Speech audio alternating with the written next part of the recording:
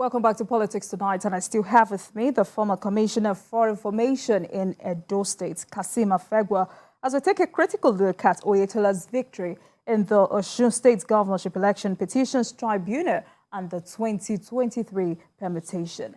Mr. Afegbua, yes, the tribunal ruled that the election was not conducted in full compliance with the Electoral Act 2022 due to overvoting in 744 polling units. But looking at it in this direction, why is this judgment attracting some negativity? No, it's deliberate by the PDP. They try to put a negative connotation to it so that it will discredit the outcome of the tribunal. When the APC, when there were other scenarios in some states where APC lost and PDP benefited, they didn't complain, you know. But when it now became a point that APC is the one gaining now and PDP is losing, they are shouting blue murder. But the facts of the matter must be established that there were incidences of overvoting, and by the time they counted the remaining results, the fulfillment of the relevant provisions of the Electoral Act and by extension the Constitution of the country was still guaranteed, because the candidate in a governorship election must score majority votes in at least 2/3 of the local governments of the state, while that of the president, a candidate must score at least majority votes in 2/3 of the states of the federation. So when all those incidences of overvoting were considered and they subtracted those overvoting, those votes away from the real vote that were accredited by Beavers, Beavers was the denominator. They didn't create those figures. Those figures were the one captured by Beavers, and they had to, follow that procedure because that was what was authenticated after accreditation and voting. So when they discovered that there was overvoting and all of that, they established that, they just needed to give a verdict. But PDP will normally want to put a spin to it. They know that this election, they have lost this election, 2023, and they are getting into more and more trouble every day. They've lost 5 governors called G5. They have lost a 6th governor now, Adeleke. It's now G6, if you like. Most likely there's G7 in Bauchi. And so I don't know when they keep talking that they are going to win this election. I'm just wondering. I'm just looking at them. It's possible that they want to rely on tampering with Beavers and using hackers to hack into it, or doing online registration simultaneously with the proper accreditation and all of that. But with this judgment in Osun, every member of the ruling party, supporters of Tinubu, we all are going to open our eyes. I'm a strong supporter of Tinubu. No apology to render anyone. I will go to my village. I will stay by my polling unit. I will monitor everything. If we have 300 persons accredited, those 300 persons are the ones to vote. And the outcome of those results must reflect what the Beavers has captured. In the case of Osun, it didn't happen that way. That's why we're having this kind of crisis. Trying to establish that one of the issues Oyetola and the APC asked the tribunal to decide on was that Adeleke was not qualified to run for the office of the governor, having forged his secondary school certificate. I'm asking, are you surprised about the verdict of the tribunal on this? Well, for me, I'm actually not bothered about what qualification Adeleke has. After all, he knows how to dance very well. Dance can be a qualification for him. But I'm more interested in what took place on that election day, the issue of falsifying figures and, manipulating the process to the point that you had overvoting in an election that the Beavers ought to checkmate such incidences. And so the ability of the tribunal to actually, underscore that issue of overvoting is gladiating to my heart. I'm quite happy about it. I feel a sense of satisfaction and fulfillment that, after all, Beavers has capacity to also put certain desperados in check. And whether Adeleke went to school, whether he's a permanent holder, he's 45, The law is there to take its course. Once it's established that he doesn't have that, that will be a second leg of the issue. But what is critical for me is that Adeleke has been shown the exit door. Oyetola is the governor of Osun State as we speak, and he will remain so, whether they swear him in or they give him certificate of return or not, he will remain so until an appeal says otherwise. And so I know that Adeleke has rushed that he's going to appeal and all of that. I'm not bothered about that. The fundamental thing is the fact that they were overvoting in Osun. We saw it. I raised the alarm 3-4 weeks ago, and today it has come to pass. I'm happy about that. All right. As we talk about overvoting, it's also very important to note that the judges said both Oyetola and Adeleke benefited from the overvoting. Hence, they cancelled 181,540 votes cast in the 744 polling units across 10 local government areas of the state. How do we get rid of this in this very crucial, decisive 2023 elections? We will get rid of it if we are able to apply our sensory organs. We are able to open our eyes and beam our binoculars in the process of accreditation and voting. And INEC must also talk to its staff. They must be conversant and be able to resist temptations and pressure from politicians who want to undermine the process. Don't forget that the ad hoc staff that INEC oftentimes employs are not permanent staffs of INEC, and so guarantee their unbiased posturing or even staying above the fray of manipulating the process becomes difficult. So what the parties must do is for their agents to apply extra senses to ensure that the right things are done, the proper accreditation is done, the right voting time is adhered to. Because if you follow the Osun scenario and taking inspiration from all the 36 states of the Federation and the FCT, you might not be able to meet up with the timing because the turnout for election this year will be high, such that even the beavers may not be able to capture all persons who are waiting to vote on that election day. So what the ad hoc staff should do is for them to ensure that they don't apply unnecessary delay, which will now give room to pressure, then pressure giving room to unnecessary manipulation. So, but it is good news, like I told you, that Adeleke has been shown the exit door. It is also good news for Beavers that Beavers was able to establish that there was overvoting. What Beavers accredited was not what was captured in the manual collated results, and so the tribunal has taken the right decision. So it is left for the appeal and the Supreme Court to follow suit in line with the evidence before them. All right, so with all of these challenges that have been recorded, how then do we increase the faith of many Nigerians in the electoral system? How do you increase what? The faith of many Nigerians in the electoral system. How do we increase the faith of many Nigerians? You see, getting involved is very crucial. And ensuring that on that day that you come out to vote is another. But coming out to vote, like I said, will also mean that you have to be vigilant of what the transaction is right at the polling unit.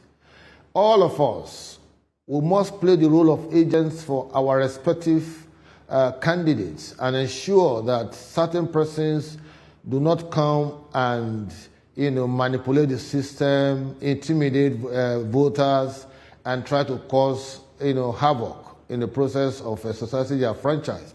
Democracy is very interesting. Is a game of participation. Once the people have resolved that they are coming to vote, they definitely will have their way.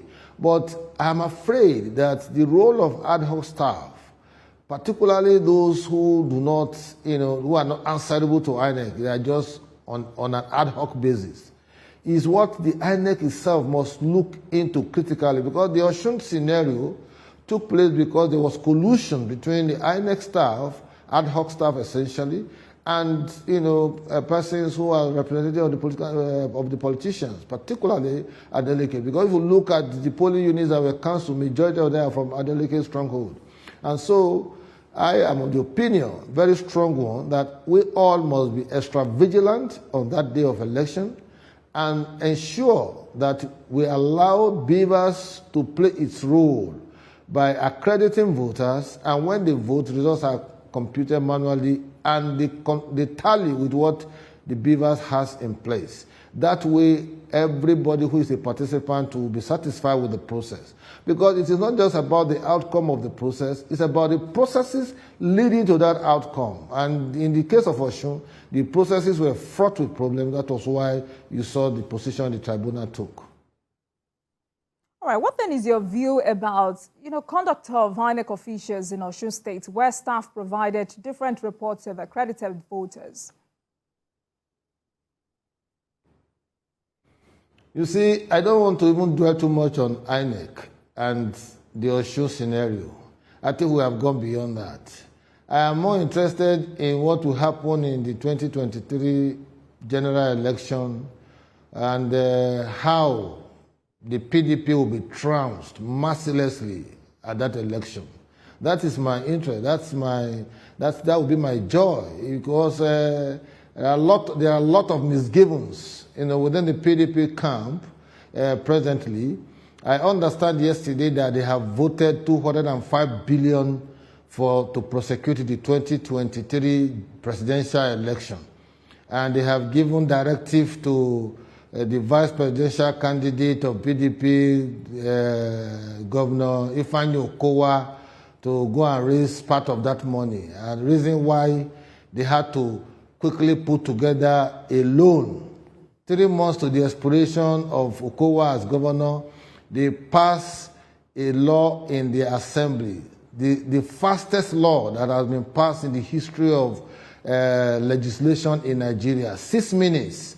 They passed a law in the Delta Assembly, approving 120 billion loan for Okowa. Only God knows what he wants to do with it. And given the way and manner that loans are procured, you are supposed to provide evidence and details of what you want to spend that money for. You are also supposed to provide how you are going to pay back, if you are going to use your IGR or irrevocable payment standing order, and so many other requirements. All of that were never provided for. The Delta Assembly just woke up in the morning. Within 6 minutes, they passed a law guarantee 120 billion loan from a bank that has just been registered, Premium Trust Bank. Only God knows where that bank is coming from. If we trace the antecedent of that bank, I'm sure even the governor himself may have a hand in it. But the point is, we must begin to interrogate some of these processes. Persons who want to govern us, who want to preside us, are presiding over illegalities, and they want us to be clapping for them. How can the governor wake up in the morning and before you say Jack Robinson, an assembly ought to make law for the good governance of Delta people?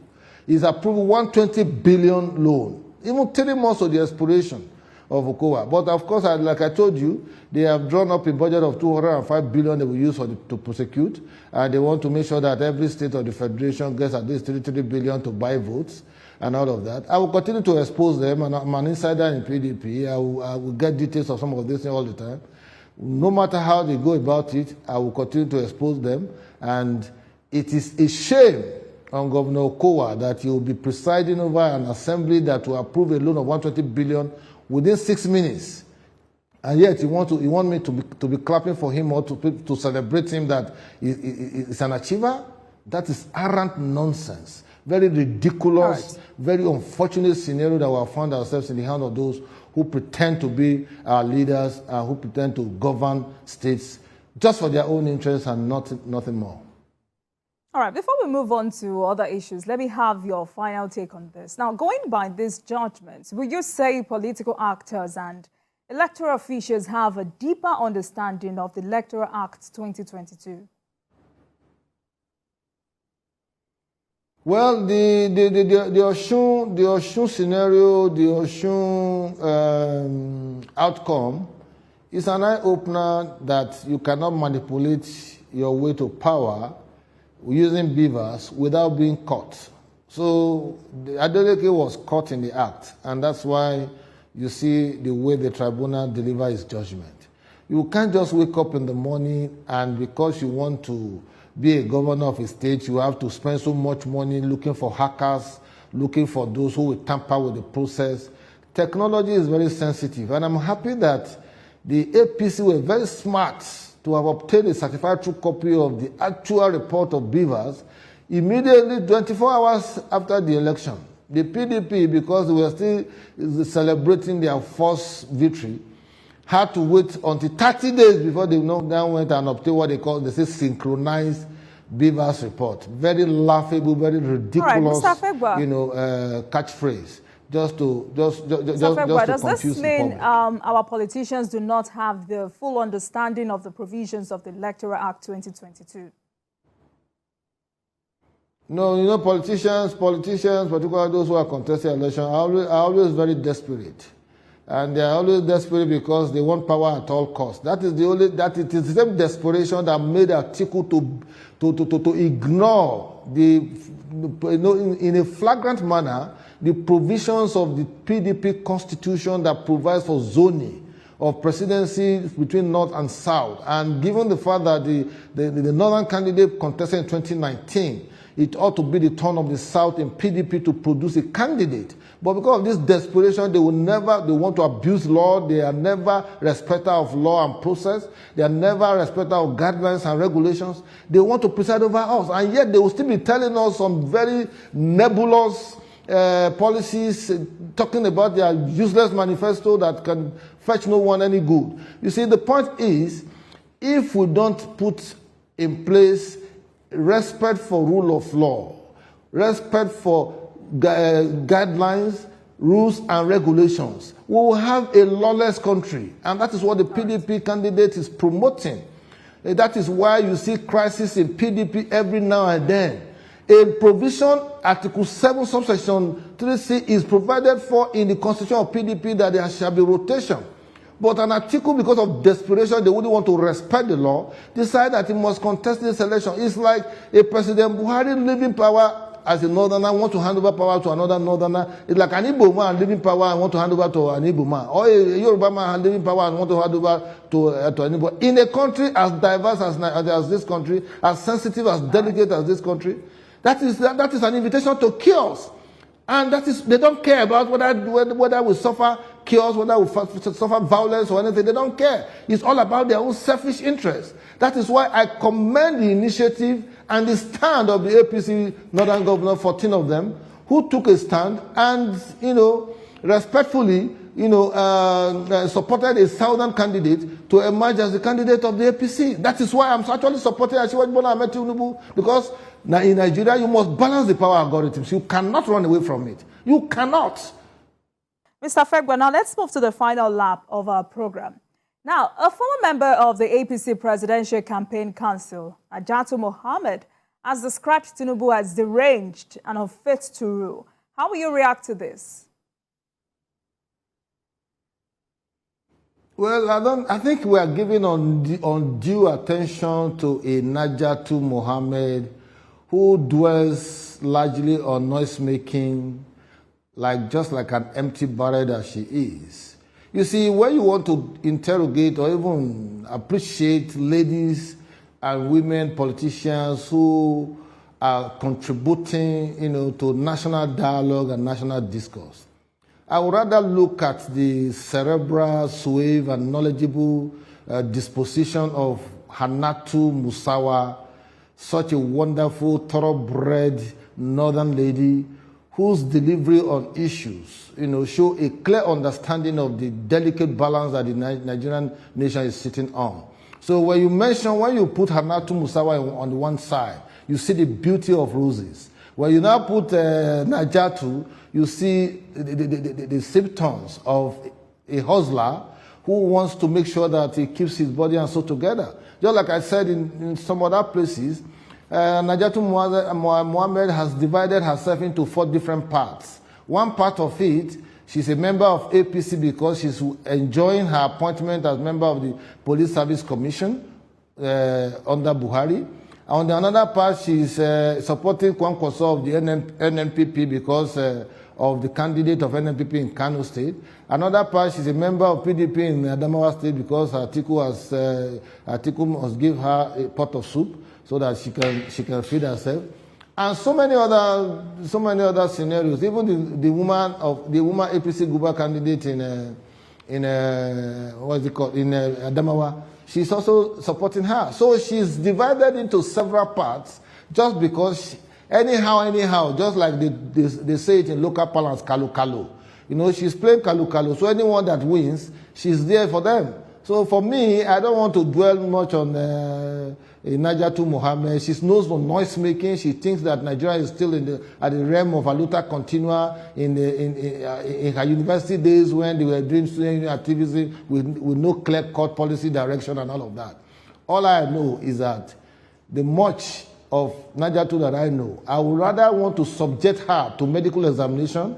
I will pay for her medical checkup overseas, any hospital of her choice. Let me also check her whether she's actually well. Because she may be suffering from mental health, you may not know. She may be suffering from depression. She may be suffering from emotional trauma and so many other things. So when women like that who are making all that, and when they go through all of this process, they talk from their head, not from their heart.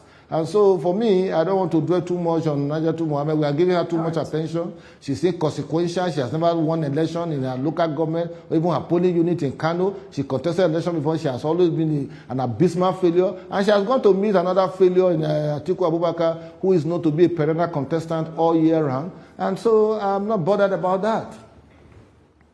All right, so the APC presidential candidate, Asiwaju Bola Tinubu, has alluded to fifth columnists trying to sabotage the coming elections. Is this really the case? What? Can you go back your question? All right. Yes. The APC presidential candidate, Asiwaju Bola Tinubu, has alluded to fifth columnists trying to sabotage the coming elections. For you, is this really the case? Yes. You see, there are saboteurs in every government, and if they have their way, they don't want election to hold next month, February 25th. I've had scenarios, I've had persons who have said that they want interim national government, they want elections not to hold so that there will be an interim national government. They want to bring one person or the other to come and spend 6 months or 1 year before they do election.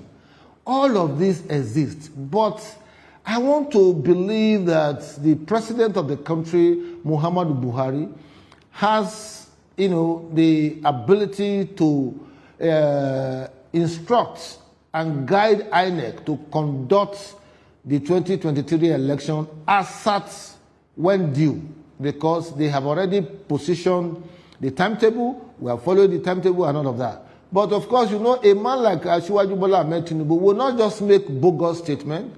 He knows that there are saboteurs in every government. He knows that there are clear-cut efforts to ensure that they strangulate politicians and all of that so that the election will be like a Herculean task for everyone who is participating in it.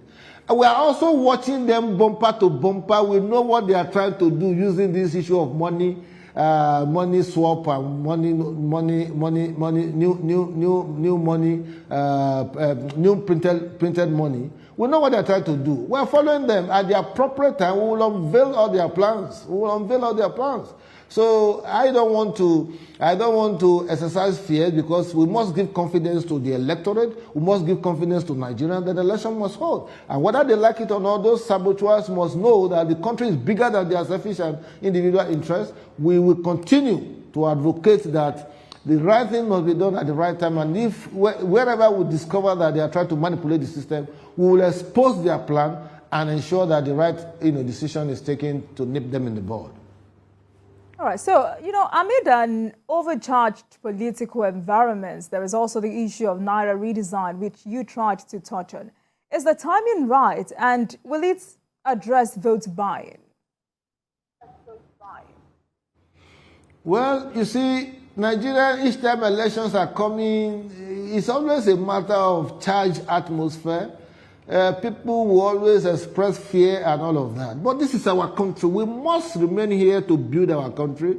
We must continue to advocate for better society. We must mobilize the electorate. We must conscientize them. We must sensitize them so that they will know that they are part and parcel of the process of choosing their leader who will deliver on his electoral promises to them.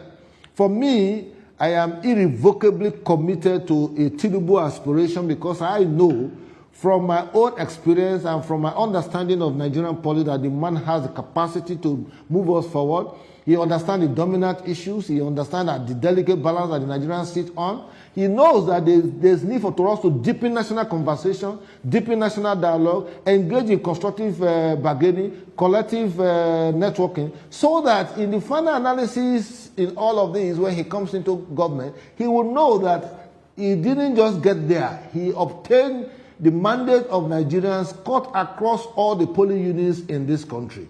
And by so doing, his policies and programs must wear a national outlook. What is good for the geese, as they say it's also good for the gander. So a Tinubu that we know is a man who is result-driven, utility-driven. He understands the issues. He will be a rallying point to move the elite consensus on salient issues that will deepen our democracy. Don't forget that as we speak now, there are a lot of agitations in the southeast. Southwest, there are agitations. In the north, there are banditry and criminality and all of that.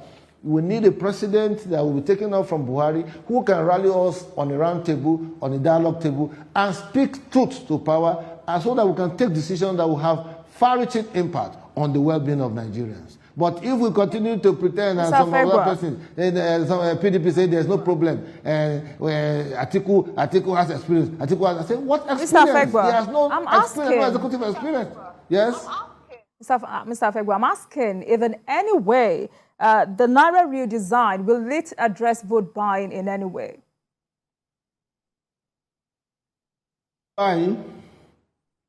There is a greater consciousness. There's a greater consciousness in this electoral year.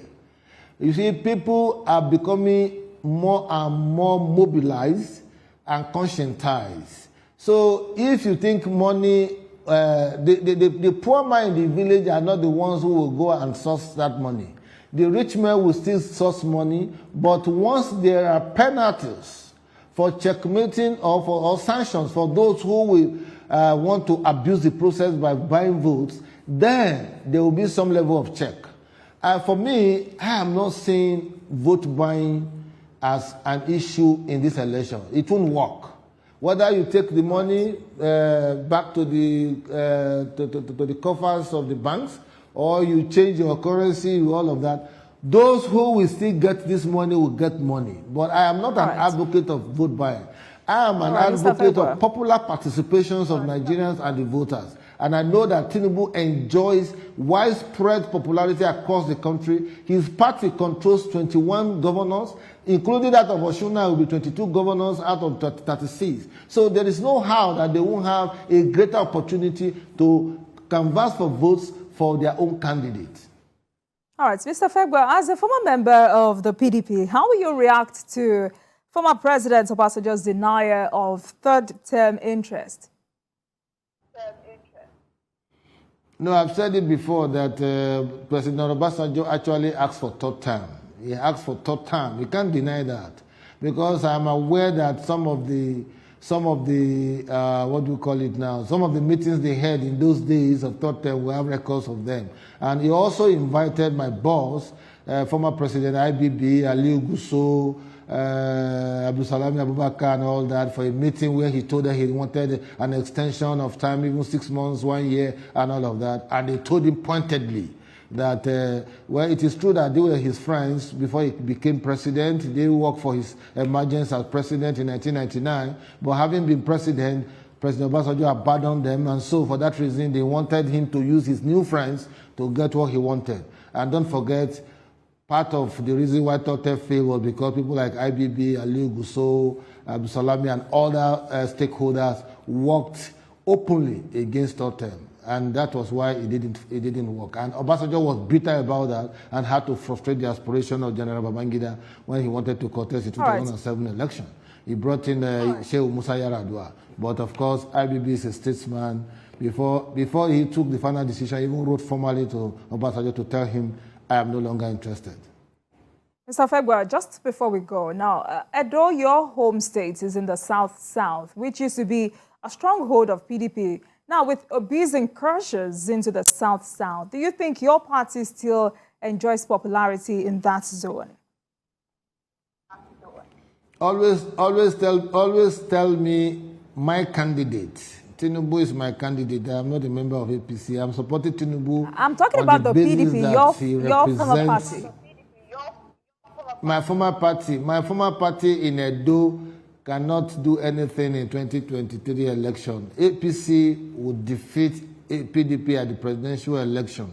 That one is fair and square because the governor has since become a bull in a China shop. He is fighting everybody. He is fighting both left, both right, anybody he sees on side. The party that gave him platform to contest election in 2020, he started barely 6 months into his second term, started fighting Dan Obi, who was the mastermind of everything that took place, who campaigned with the governor in all the 192 wards in Edo State and all of that. And so, when you have ingratitude, dancing on the streets of Edo State, people who can speak to reason and good conscience will naturally use their votes to punish the governor. And so in the 2023 election, February 25, they will use their votes to punish the governor for being such an ingrate to those who made him governor for second time. Even he offended those who made him governor for the first time, second time again, both the voters, both the leaders, both the stakeholders, he offended them. And he keeps offending them, playing God to everybody. And so by 2021, when the results are out from Edo, you will call me and I will tell you how it looks like. But of course, APC is going to defeat Obaseki as his co-travelers in the 2023 election in Edo State. All right, then. I have a speaking with the former Commissioner for Information in Edo State, Mr. Kasim Afegbua. We examined Oyetola's victory in the Osun State Governorship Election Petitions Tribunal and the 2023 permutations. Thank you very much for coming on Politics Tonight, Mr. Afegbua. It's a pleasure. Thank you very much. God bless you. And thank you so much for watching. That marks the end of today's episode of Politics Tonight. But the conversation continues from here. Get in touch with us on Twitter at TVC News NG and at Olajumoke using the hashtag Politics Tonight. We are also on YouTube at youtube.com/TVC News Nigeria. Join us tomorrow for another edition of Politics Tonight, digging beyond the headlines. I am Olajumoke.